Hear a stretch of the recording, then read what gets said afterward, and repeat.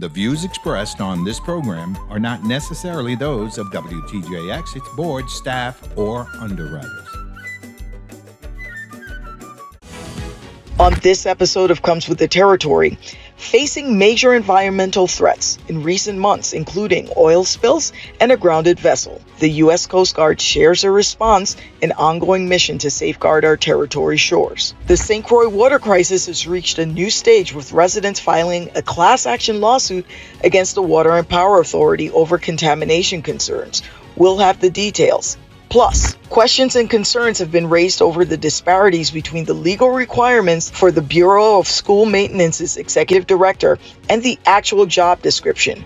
We'll have more, and later, a territory-wide movement led by private citizens seeks to spotlight government shortcomings and demand action and accountability. We'll bring you more from the streets of the protests. Joining this week's panel discussion to analyze these issues and more are former Senator Kurt Viale, former Planning and Natural Resources Commissioner Don Henry, and local radio talk show host Jamila Russell. Comes with the Territory starts now.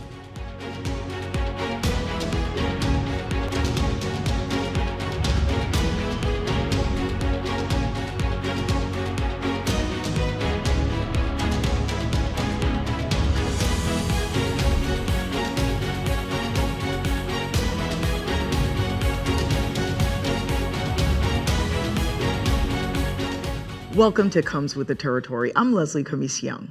The ongoing presence of the United States Coast Guard in the Virgin Islands has played a crucial role in tackling two major environmental threats in St. Thomas in recent months.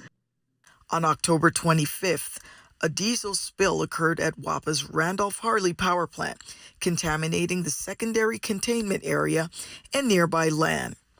Oil subsequently reached Limburg Bay, prompting extensive cleanup efforts.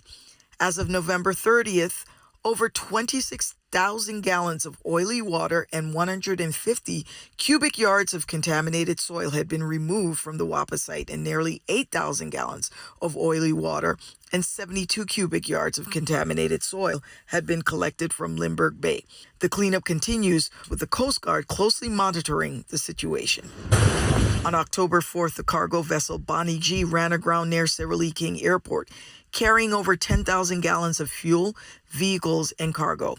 The Coast Guard rescued 12 people and coordinated the response, preventing an environmental disaster by refloating and towing the vessel to the Crown Bay Sandfield dock. I'm now joined virtually by Ricardo Castrodad, Public Affairs Officer for the United States Coast Guard, Sector San Juan, which covers Puerto Rico and the Virgin Islands. How are you doing, Mr. Castrodad? Thanks for being here. Hello, Lesley, to you and your viewers, and thank you for having us on your show. Now, first, let's give our viewers a brief overview of what the United States Coast Guard does in the Virgin Islands. Well, the United States Coast Guard, basically, U.S. Coast Guard Sector San Juan, for that matter, is the Coast Guard component that is responsible for executing Coast Guard missions in the area of the Eastern Caribbean, which includes Puerto Rico and the U.S. Virgin Islands.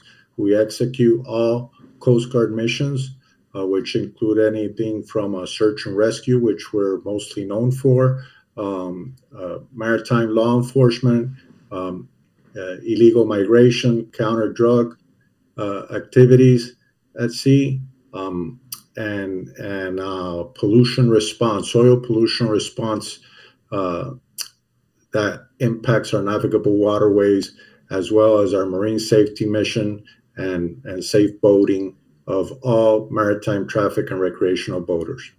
Now, it sounds like of all the things the Coast Guard does, the one that seems to be the most difficult to coordinate are these environmental and diesel spills, like the one we're dealing with right now at WAPA. Give us the latest update on the status of the WAPA power plant diesel spill on St. Thomas.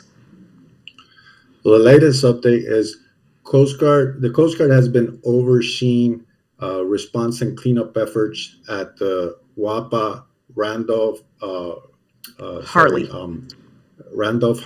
power plant since they had an incident with their Tank 11 that discharged over 33,000 gallons of diesel into their secondary containment.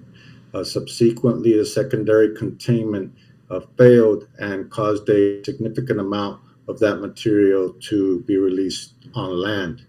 The Coast Guard has been working actively with personnel from our Marine Safety Detachment St. Thomas office, our pollution response personnel, and with Coast Guard Atlantic Strike Team personnel that have come to assist with those efforts, working with cleanup crews from WAPA that have been conducting a series of activities to deal with all the cleanup that's taking place. Primarily, they did all the work to contain the discharge at the tank 11 and empty out that tank, as well as empty out everything that was remaining in the secondary containment.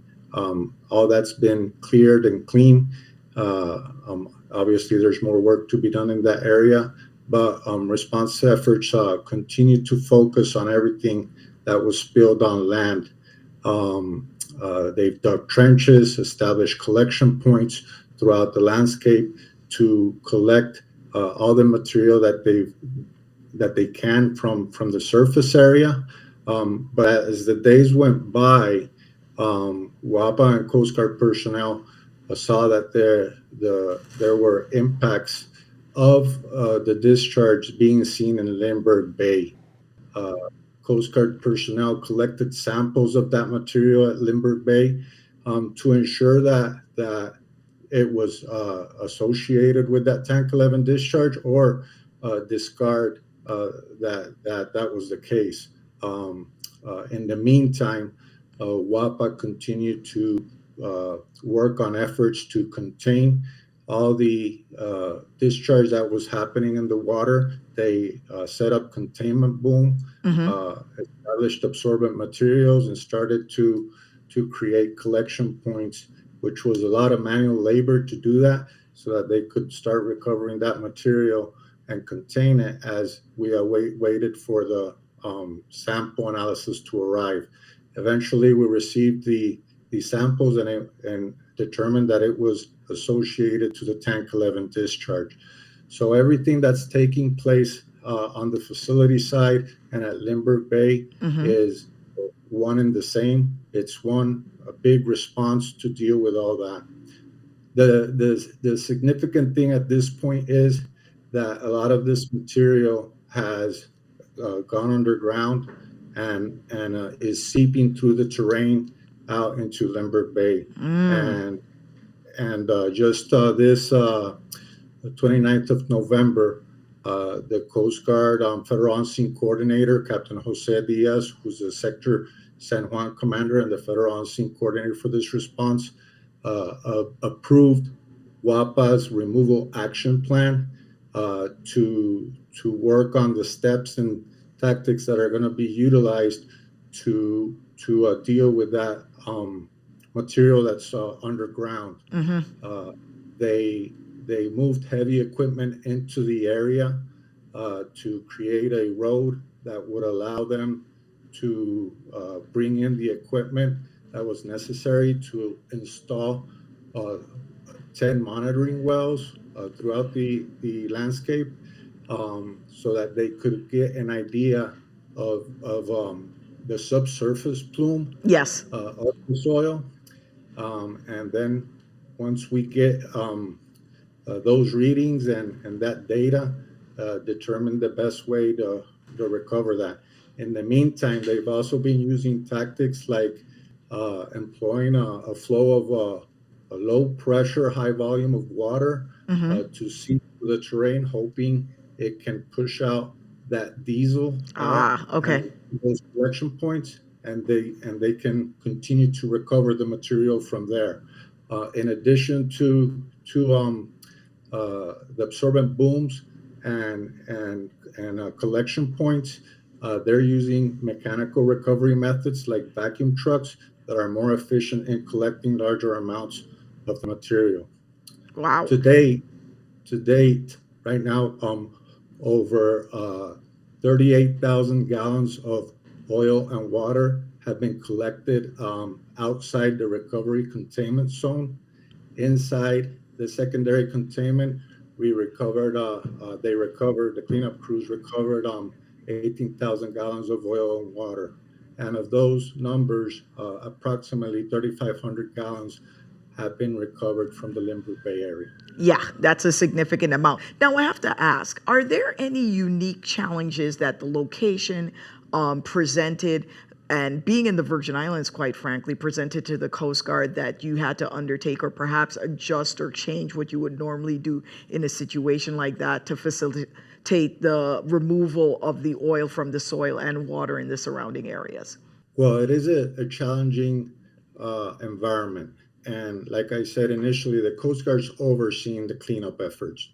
Now, WAPA's personnel, they've had their oil spill removal organization, the National Response Corporation, and Playland Marine LLC are the entities that are conducting the cleanup activities at the facility. We're providing the oversight and direction of the things we're asking them to do. And to this point, WAPA has done a great job in following the direction that has been established, and they're doing everything that we understand needs to be done to deal with this response. It's going to take some time. It's been already over a month since we've been overseeing this response, and a lot of work has been done to get to where we are today. Mm-hmm. We are also, working with other agencies before and during the approval of the removal action plan, which is basically a plan that kind of establishes what the road ahead on how to go about collecting all that material that's subsurface and everything that's happening at Limburg Bay. We did that in consultation with the Caribbean Regional Response Team. Includes the APA and other federal agencies like U.S. Fish and Wildlife and NOAA to get their input that's necessary for, to ensure that we're considering any concerns they may have and that they're being addressed as part of that plan. Now, in addition to the normally busy schedule that the Coast Guard has doing its job here in this area, in addition to the oil spill, we also had the grounding of the Bonnie G. Give us the latest update on the status of that incident on St. Thomas. The Bonnie G was another major response. That was a pretty complex evolution. It all started on October 4th as Hurricane Philip was passing near the U.S. Virgin Islands. We received a call early in the morning that the Bonnie G, which is basically a 195-foot cargo ro-ro vessel, had run aground south, about half a mile south from the Cyril E. King Airport in St. Thomas. The initial response was to try to assist the 12 people who were on board that were able to abandon the vessel after the engine room started taking on water. They abandoned the vessel into a lifeboat and 2 life rafts, and our Coast Guard boat forces personnel arrived on scene and assisted those 12 people getting to Crown Bay, and where they were safely removed. So at that point, from that point on, we were dealing with an unmanned vessel that was transporting approximately 6 cars, a bucket truck, 2 forklifts, and cargo, and had a substantial amount of diesel fuel on board, some 13,000 gallons and 700 gallons of lube oil, as it was communicated to the Coast Guard. So we start coordinating the response efforts to assess what the threat is and coordinate a response to remove all that oil, and then once that's completed, conduct approve the plan to salvage the vessel. Owners in that response basically hired the National Response Corporation and Playland Marine and Don John Marine to assist with the removal of the oil while the vessel was aground. And they also installed a containment boom around the stern of the vessel, just in case there was any discharge. And as we were identifying potential sensitive areas that could be impacted.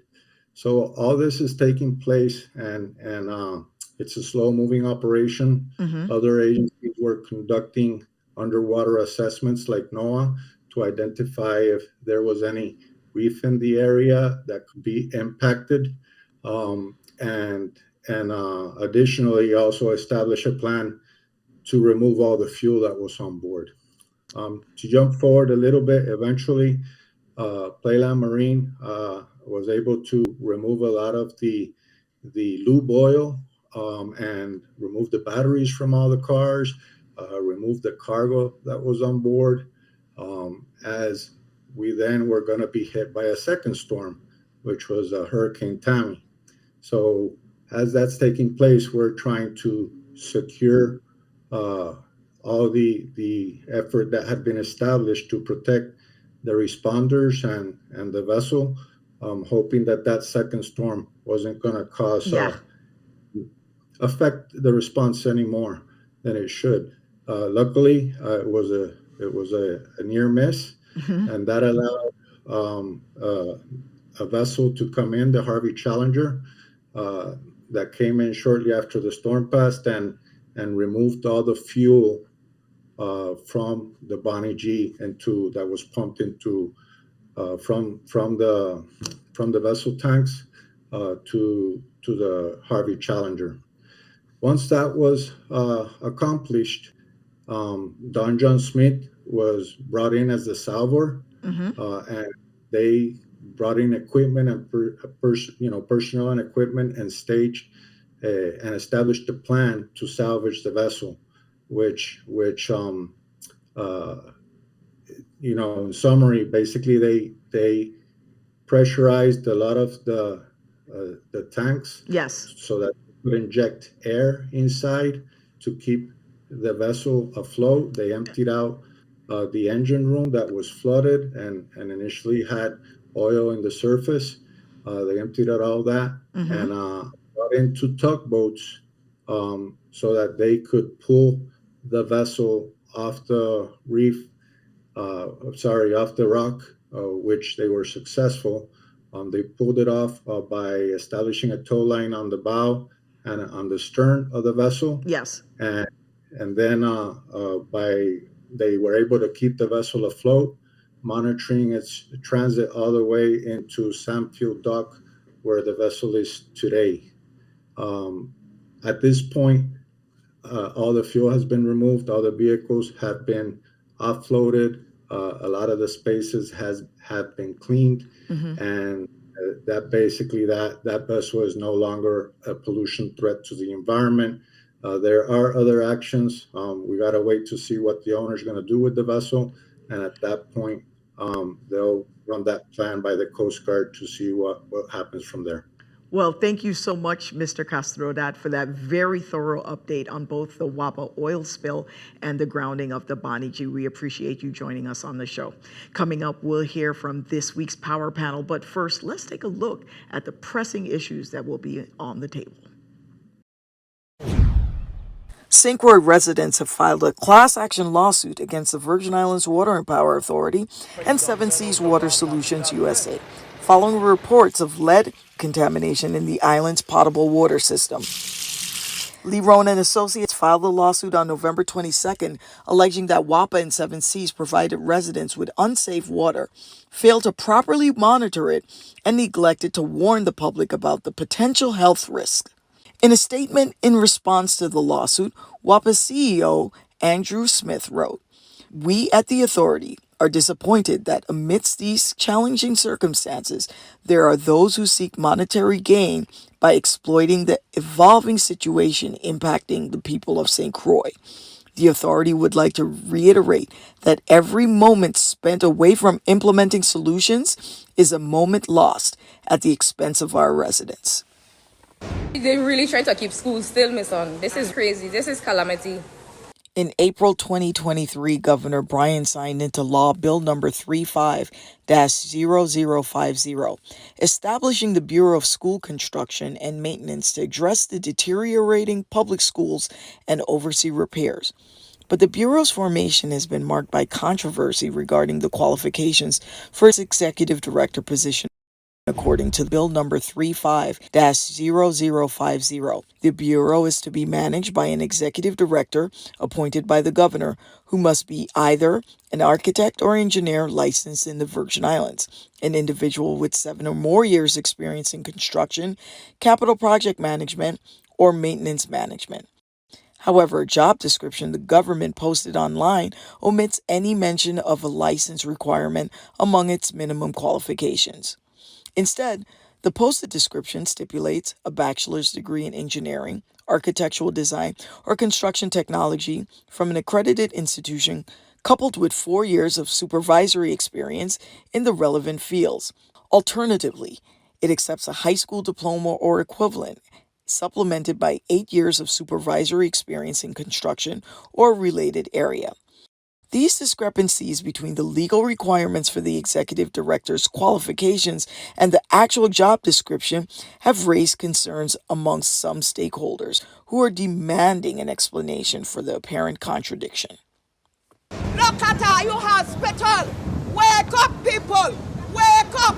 Pockets of residents across the Virgin Islands have vowed to protest outside the legislatures in St. Thomas, St. John, and St. Croix every Tuesday, demanding the resignation of Governor Albert Bryan Jr. and several sitting senators. The territory-wide movement of private citizens and ad hoc organizations aims to bring attention to the government's shortcomings and demand action and accountability. I would personally like to see the resignation of the present government, the legislative branch and the executive branch, because everything in the Virgin Islands that the government is responsible for is in disarray, from education, from infrastructure, from healthcare, from homelessness, now the Taxi Association, and this Epstein saga. I think we need to protest just about everything that this government is responsible for, because everything seems to be out of control here. First and foremost, all the senators who were involved in the Epstein debacle and accepted his monies, I think they need to gracefully step down. I think that they need to own their responsibility for being part of the problem and try to clean up the Virgin Islands for a better Virgin Islands. We have to leave something for the youth to establish themselves, and we need to make sure that everyone has clean hands. Also, in reference to the governor, I think the governor needs to understand that we are very serious with this endeavor. This is not a game. Don't tell us because you have your last 4 years that you can do whatever you want. No, you can't, sir. We will not allow you to do that. Your behavior is unacceptable. Joining our panel for this episode, we have former Senator Kurt Viollet, local talk show host Jamila Russell. Both are joining us from our St. Croix studio. And joining the panel virtually, we have Don Henry, former Commissioner of the Department of Planning and Natural Resources. Welcome to the show, everyone. Ms. Henry, you get the first question. I want to ask you, from the government's perspective, we heard the Coast Guard and what they're doing with the oil spill in WAPA, but being a former commissioner of DPNR, this is right up your alley. How does the government coordinate when there's this kind of environmental impact in the territory? Well, first, thank you for having me on the show, and good evening to your viewing and listening audience. I found it very interesting that the Coast Guard never mentioned DPNR. Yes, that's very notable. Yes, because as we all know, DPNR, it's their primary responsibility to respond to such incidences, even if they want to ask or make a request to the Coast Guard for assistance, especially with the WAPA incident, because it occurred on land. And that would trigger our Water Pollution Control Act and our Oil Spill Prevention Countermeasure Law. So I found it very interesting that he mentioned a lot of federal agencies that were assisting with the response, but never mentioned DPNR. Mm-hmm. So in my capacity working in DPN as a commissioner as well as the attorney for the Division of Environmental Protection, I've had experience dealing with oil spills and this very type of incident that occurred at WAPA. And one of the things that DPNR has to make sure that it continues to have is its own oil spill response team, along with the necessary equipment to respond to these incidents, even though, which is excellent, the Coast Guard made it clear that WAPA was able to deploy their own equipment in responding. But to me, overseeing the response, I would have really liked to have heard that DPNR took a more active role. Yeah, that's a very keen observation, and I noticed that too. I have one quick question for you, however, because I didn't get to cover it with Mr. Castro. That who gives the final all clear, and what subsequent testing is done afterwards to make sure that there is no long-term impact on the environment? So that's a very good question, because when you look at what the Coast Guard explained, it appears to me that DPNR may have given the Coast Guard this responsibility, but if we go by the code, the Virgin Islands Code, DPNR is the one that's responsible for ensuring and making sure that especially the spill at Limburg, making sure that that is clean to the satisfaction of the department before it releases WAPA from any further liability, because what usually comes with a spill like this is if the entity doesn't respond in the way in which the department thinks that it should, violation could come and be warranted. So I don't know what level of agreement the department entered into with the U.S. Coast Guard, because the U.S. Coast Guard does not have primary jurisdiction in the territory. DPNR does. Absolutely. Let's go to our panel in St. Croix in the studios at WTJX over there. I'm going to start first with Senator Viale. Recently, a WAPA class action lawsuit has been announced, and attorney Lee Rohn has filed the suit and is trying to hold WAPA accountable for the situation we find in St. Croix. But what was very interesting is the response by WAPA. And I think that in this situation, there is clearly liability on behalf of the government. And I'm not the court, I'm not the final adjudicator of that. But I sense that people have been wrong. Do you see it as a money grab as it was described? Definitely not. The residents of St. Croix, especially in certain areas, Calcahoon, certain parts of Frederickson, have been dealing with discolored water for a long period of time, brown water. They've gone through a lot of expenses in terms of clothes being destroyed when they're washing, etc. I could not agree with you more. Jamila, to the senator's point, this has been long documented. I think that WAPA's response in this case was a little off tone, and it wasn't empathetic to the real issues that Crucians are dealing with. Tell us your take on WAPA's response.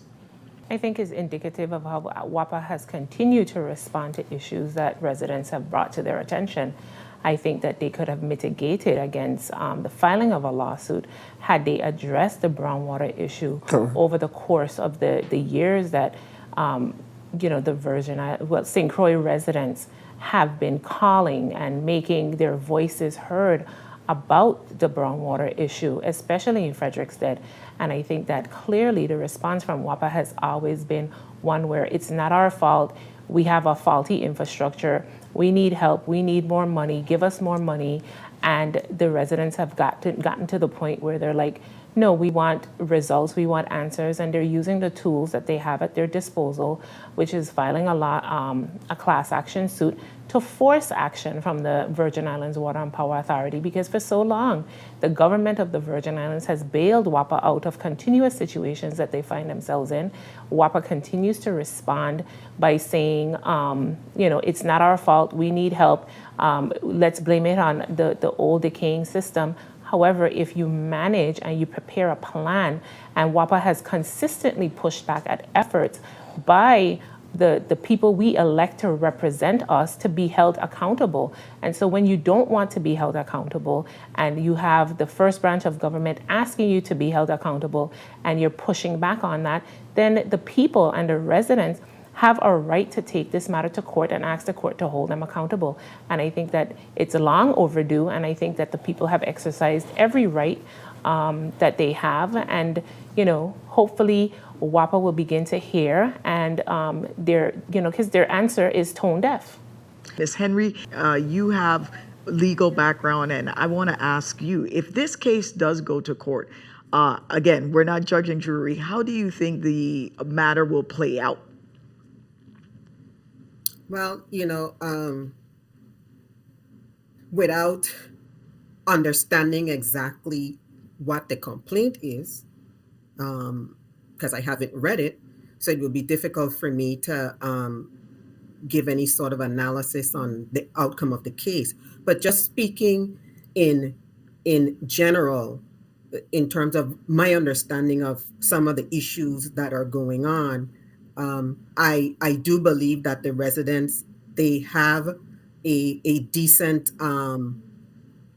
reason for filing the suit. Namely, it's my understanding that part of what fostered what's happening is the way in which WAPA may have been treating the water. I think too that with the drinking water monitoring system that we have from the federal government, it's time that to be updated, because how the regulation works is you typically test at the source, meaning when WAPA produces the water. Correct. You don't really test the water going through the system.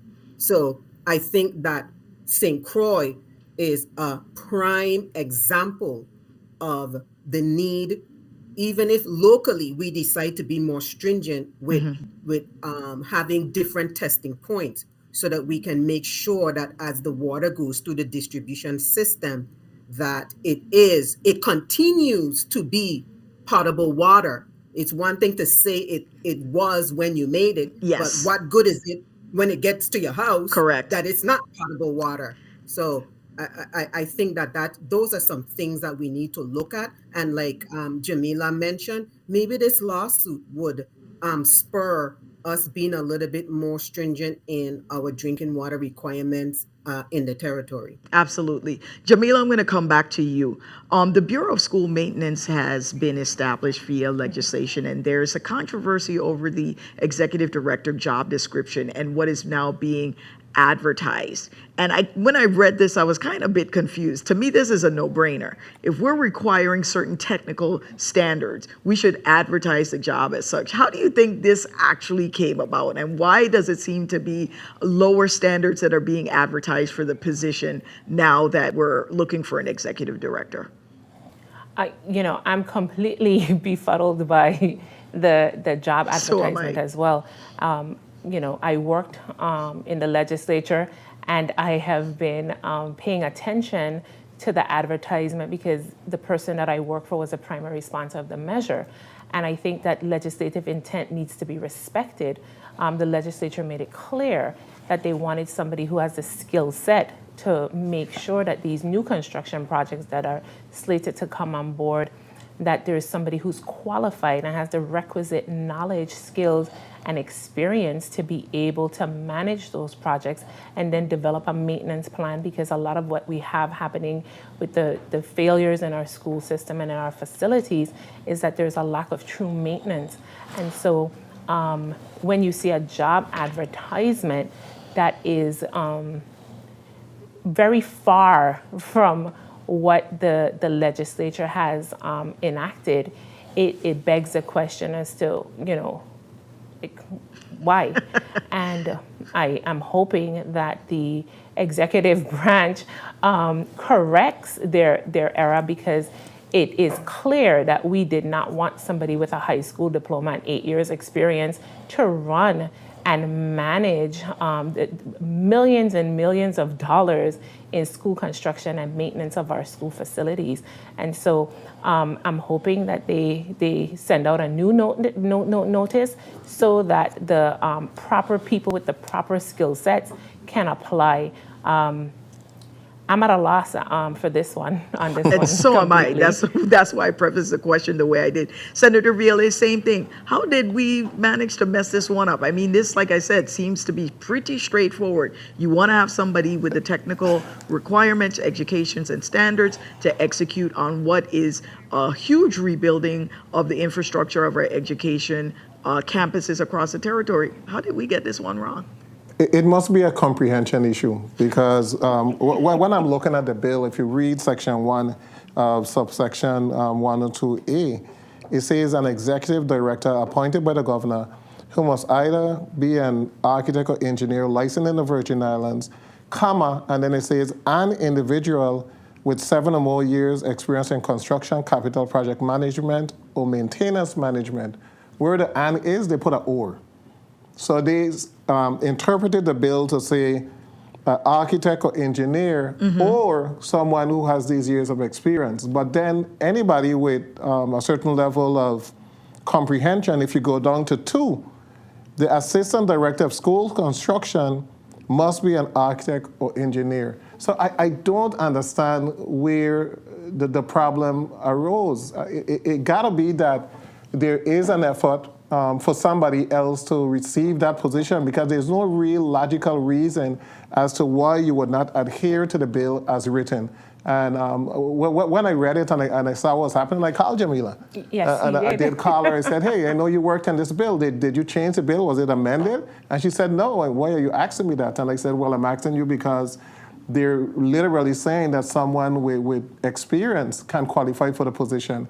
And that was never the intent. You want somebody to have the skill set, the educational background, to be able to oversee all of these building projects, etc. So I don't understand, and it needs to be corrected. And if it's not corrected, and someone is hired in that position that don't meet the bill, then we got to see what type of action will take place. We cannot continue as a government to have the legislature pass legislation and then it is not respected or not adhered to by the administrative branch. Absolutely. And I think that Senator Fred Gregory's office has reached out already to personnel and the other entities saying that there was a mistake, and yet the mistake hasn't been corrected. So we got to find out exactly what is going on, but as you can see with the conversation, there just seemed to be a lack of accountability. Former Commissioner Henry spoke about DPNR not being mentioned. Yes. So we can't begin to run this government as if the government don't exist. The government does exist. There must be accountability measures in place. We can't just depend on the federal government. We can't allow for the law to not be adhered to. We got to make sure that we move in a direction that calls for accountability on a regular basis to make sure that the intent of legislation is followed. Former Senator Viola can attest to this. When this measure was being vetted in the legislature made its intent very clear. The measure failed in the Committee of Jurisdiction in the 34th, and language, this precise language that spoke to the requirements was insisted upon. Although Senator Viola didn't vote for the measure in the 34th, he insisted that the sponsor, Senator Fred Gregory, include specific language, and we tightened up that section of the bill so that it was understood and it was clear that the individual hired to be the executive director of the Bureau had the necessary qualifications, and you just couldn't say, I have the experience, I've been working in the department for 30 years and I need the job. No, that was built into the measure. So I'm hoping that they correct it, because we have seen with the failing infrastructures, our schools not being rebuilt, the need for the Bureau and the need for this measure. I want to ask you and lean on your legal experience as an attorney, former Commissioner Henry. Is there potentially, if we hire the wrong individual, any legal liability the government can undertake? For instance, if a faulty structure is built during the tenure of the individual, if we don't hire the right person in this position? That's an interesting question. I don't know the answer to that offhand, but what my observation has been regarding the laws in the Virgin Islands, and specifically what we're talking about here today, is that I think that as citizens, we need to go a step beyond just talking in terms of holding the government accountable. And that's why we have the judicial branch. And sometimes it's necessary to file suit against the government with some of the things that the government continues to do. So instead of waiting for it to get to the point where something faulty happens, maybe action needs to be taken if someone is hired who don't meet the requirements that is totally not in alignment with the law that was passed. And I want to also, if you don't mind, take this opportunity just to jump back in quickly about the drinking water that Congress gave the US $15 billion to deal with lead infrastructure issues.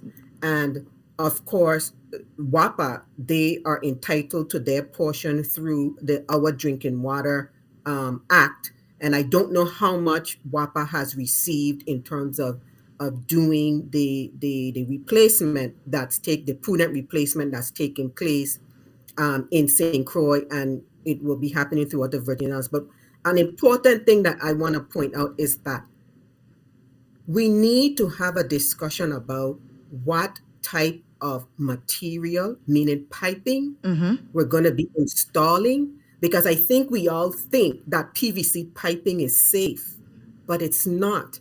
PVC piping is made from vinyl chloride. Yep. It's very toxic. It causes brain cancer, lung cancer, lymphoma, all sorts of diseases.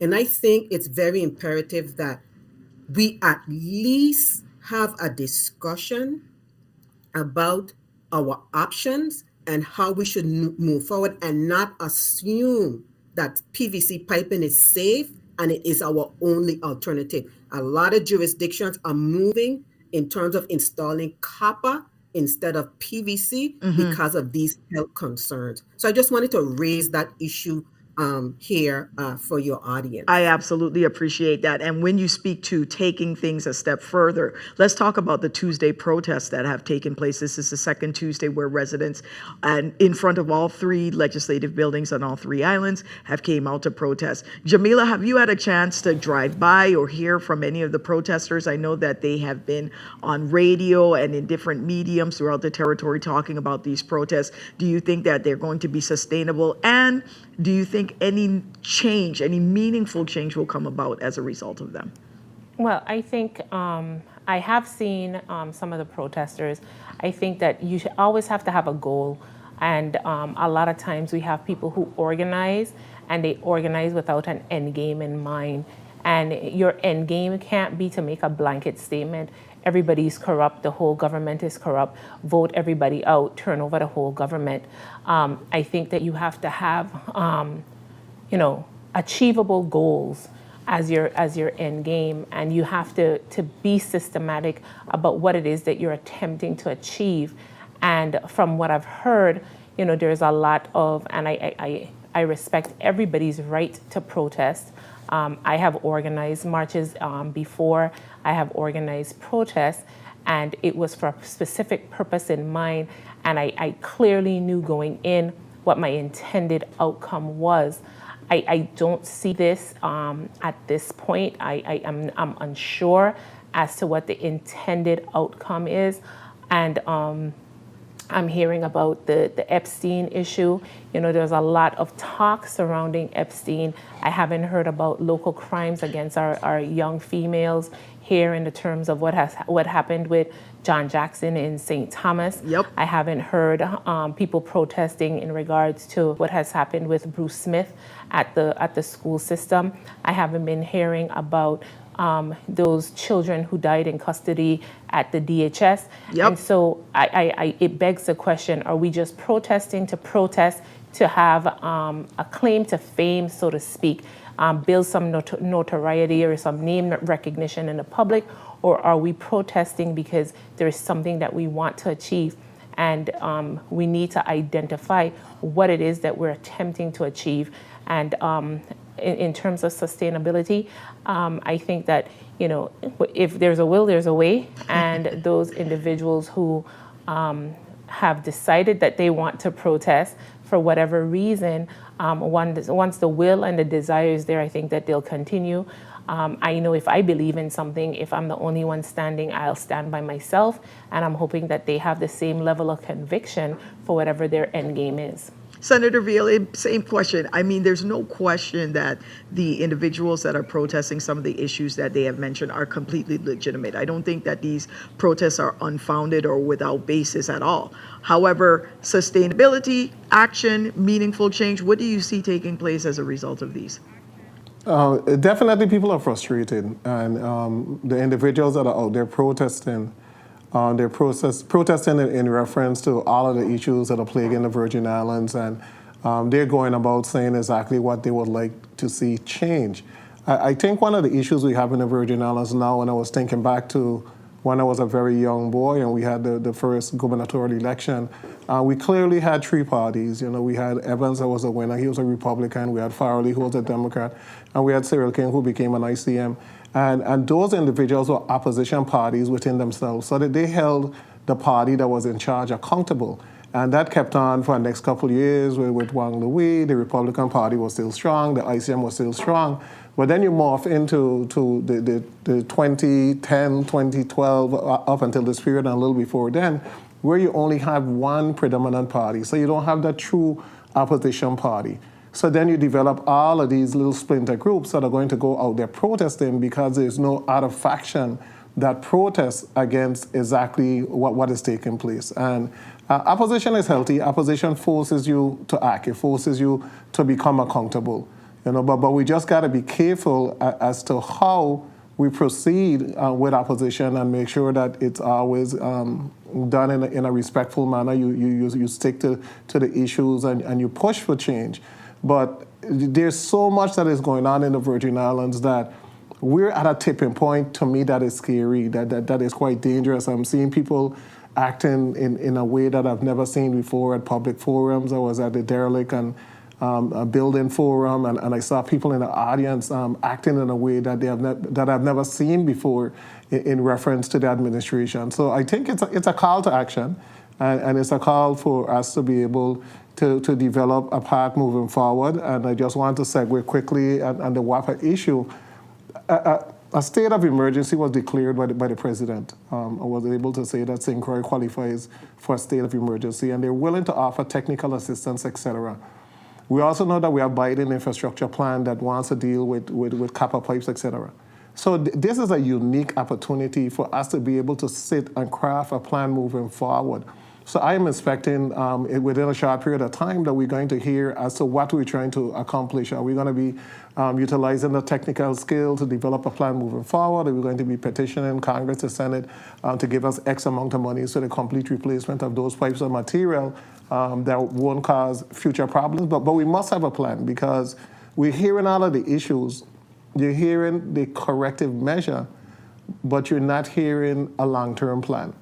With the WAPA, you heard, yeah, they're cleaning it up, but in reference to the containment unit failing, what is the mitigation efforts that's being put in place to make sure that no other containment unit is going to fail? Do we need a next containment unit for the one that we have, a secondary? So we got to be able to have these discussions, but also have some solutions moving forward as to how we're going to prevent this from happening again and how we're going to resolve these issues once and for all.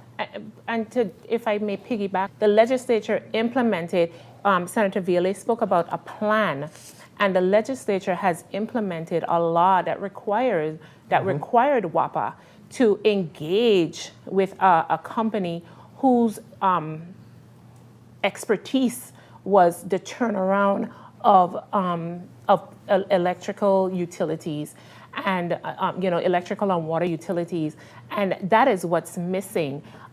You can't just continue to react, and WAPA has failed to and fought the legislature tooth and nail in moving forward. Jamila, I with have the to jump in adoption of because hiring time, this I got to get management one last company segment in to if you address don't it. mind. So to our viewers, last month at large, Senator Angel Bolquez introduced an amendment from the government aimed at altering a section of the bill pertaining to the water rights surrounding Whistling Key. The amendment ultimately failed, and Senator Alma Francis Heiliger said the land swap deal is now in jeopardy. Let's take a look at that discussion. Mr. President and colleagues, I offer amendment number 35-543 to amend bill number 35-0190. Bill number 35-0190 is amended by adding an appropriately numbered section that reads section blank. Act number 8741 is amended by striking section 3 in its entirety and inserting a new section 3 that reads as follows.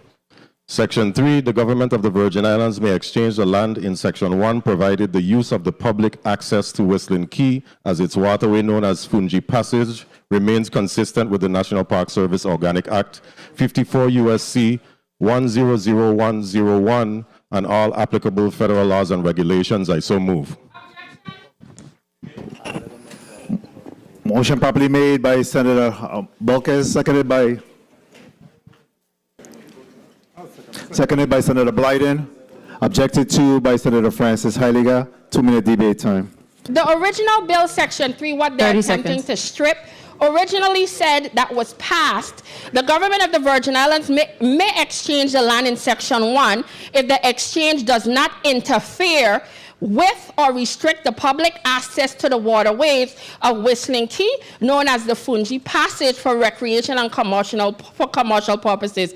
They want to wipe the whole thing out, to include additional language to state that the National Park Service Organic Act 54 USC 100101 and all applicable federal laws and regulations.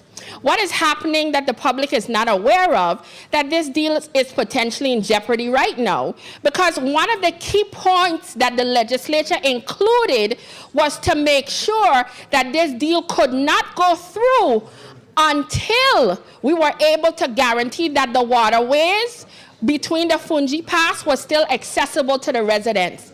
Well, guess what? Now it's time to sign the deal. The federal government said not a thing goes so. We want you to put in here that our rules, Trump, are you on? So that we could do what we want when we get Whistling Key. We only have 4 minutes left on the show to discuss this issue. So I'm going to start with you, Commissioner Henry. Again, I'm going to lean on your legal experience as an attorney. Based on what you just heard, is the Whistling Key deal in jeopardy or not? It is, because the Senate, it's my understanding that they did not pass the amendment. And the federal government's position is, if that clause is in the deal, my understanding is that the federal government is saying that they are not going to agree to that clause being part of the deal, because the federal government feels that the territory cannot dictate to the federal government what it should or should not do with its own land. So my understanding is the deal is in jeopardy. Okay. Senator Violet, I'm going to come to you with your wealth of legislative experience. Based on what you just heard, what is your opinion as to the status of the deal? In jeopardy or not? Definitely, based on the amendment, something is going on, because the amendment had to come from someone that has prior knowledge as to what is taking place with the federal government. I think what disturbed me about the amendment was the fact that it came at session, and individuals didn't have a chance to hear testimony or ask questions in reference as to exactly why this particular amendment was being offered. And we got to remember that was one of the concessions that the senators made in reference to getting the deal passed. So you can't pass a concession and you're saying, well, we're going to protect the water rights because we want to make this exchange of land, and then the bill passed, and then you come back at session and you say, well, guess what? We're going to remove the water rights and we're going to give it to the federal government. And it's a big issue for St. John because the water rights is a large amount of acreage. It has to do with fishing rights, ability for free passage of boats, etc. So we can't just take it as an amendment and don't have a full discussion of exactly what is taking place. Jamila, in 1 minute, that's all we have left.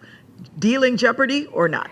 I think the deal is not in jeopardy. I think that the federal government wanted to exercise, flex their power by having this amendment being offered back in the legislature.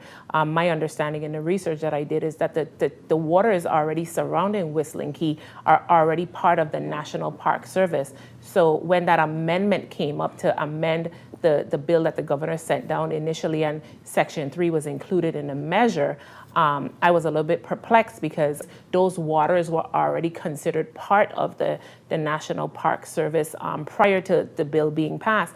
But I think that, again, we have to respect the residents of our territory, and the residents are concerned about having access to Whistling Key and the water surrounding Whistling Key. And I think that the federal government needs to understand the importance of having the ability to traverse those waters. I'm sorry to interrupt you. Thank you all for being on the show. And to you, our guests, that's all we have for you today. But be sure to tune in next Sunday at 1 p.m. for an all-new episode of Comes with the Territory. In the meantime, for your news updates, tune into WTJX's news feed on weekdays at 5 p.m. on 93.1 FM or by downloading the WTJX app. I'm Lesley Comissiong. For all of us here at WTJX Channel 12, have a great Sunday.